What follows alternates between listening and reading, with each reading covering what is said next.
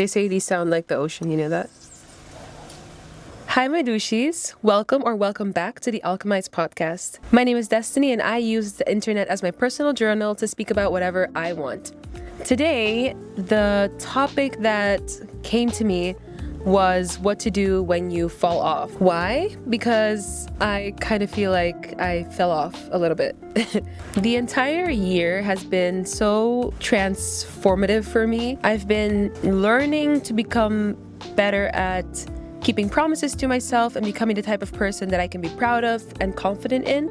But I think the last maybe 2 months and a half has been a little challenging, to say the least. A few things happened that threw me off of my game, and I felt so bad for not being able to just get right back up on that horse and just keep going.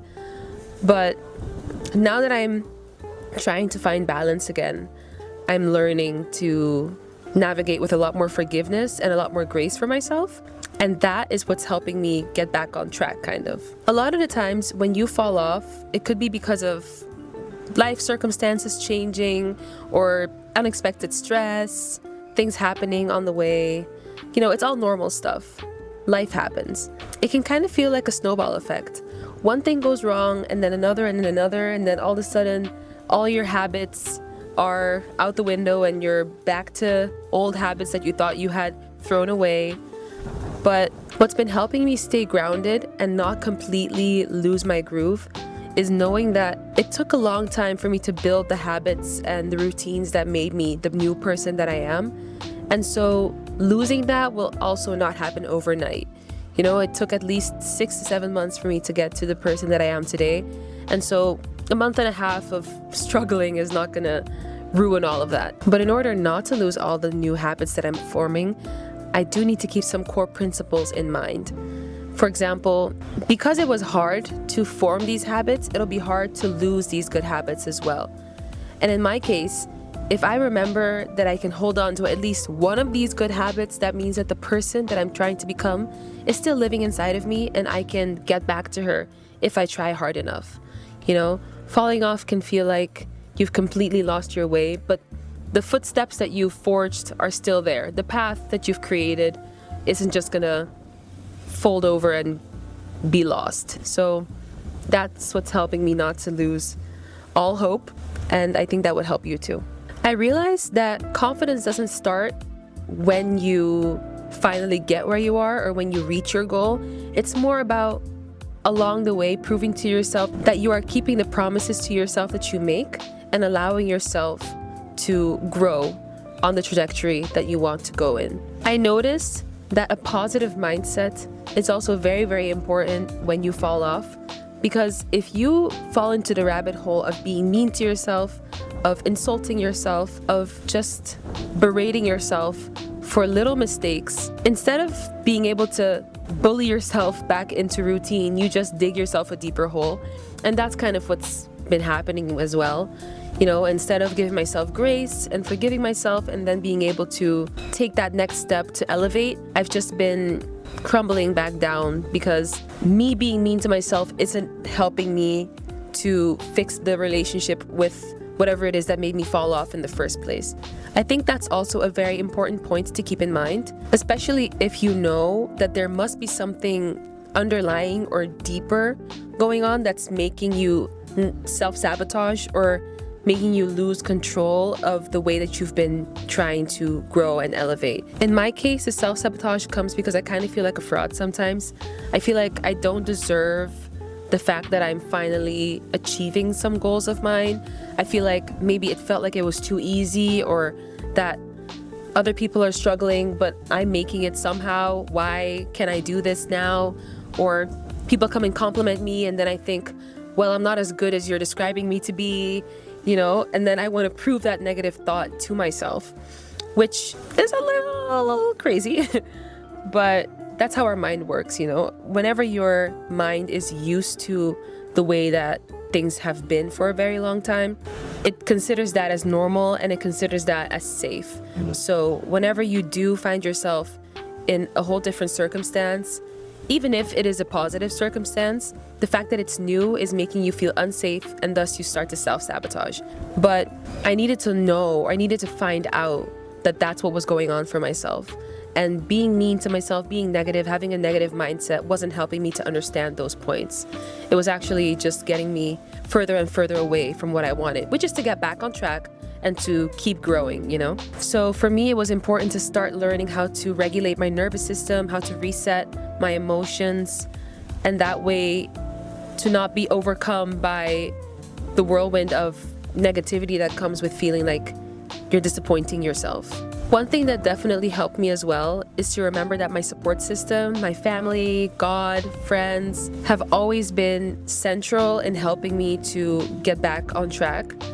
But sometimes you're at a part of your journey where you feel like, oh no, if I tell them I'm struggling now, then all the work that I've been doing is invalidated, because if I'm getting better, admitting that I'm struggling now would kind of mean that I'm not truly getting better.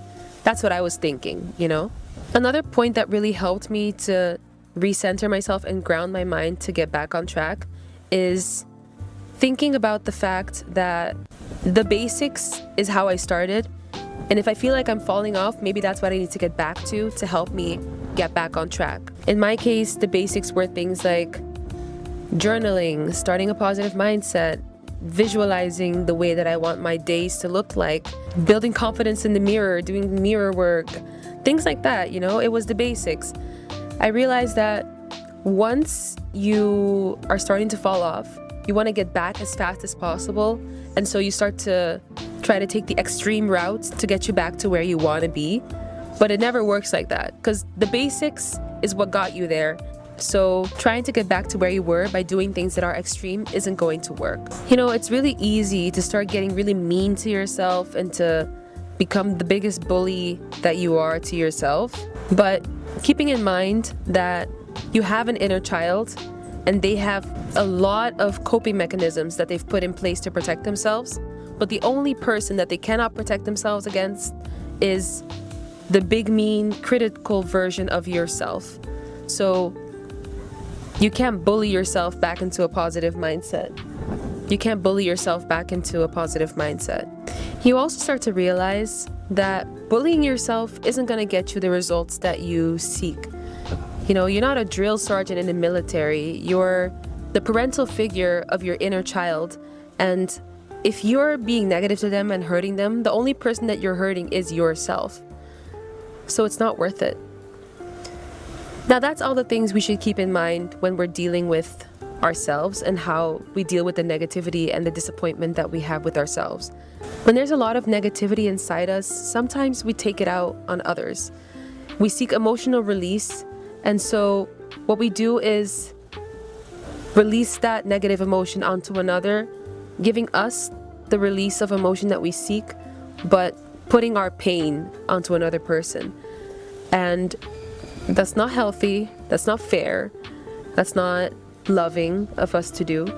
And I'll be the first to admit that when I'm really, really, really frustrated with myself, I tend to take it out on others sometimes. And I think that's what inspired me to make this video in the first place. Clocking myself when I did that and apologizing and realizing that it's happening because I have some emotional turmoil on the inside that I really needed to address, that I've been ignoring for a bit of time there.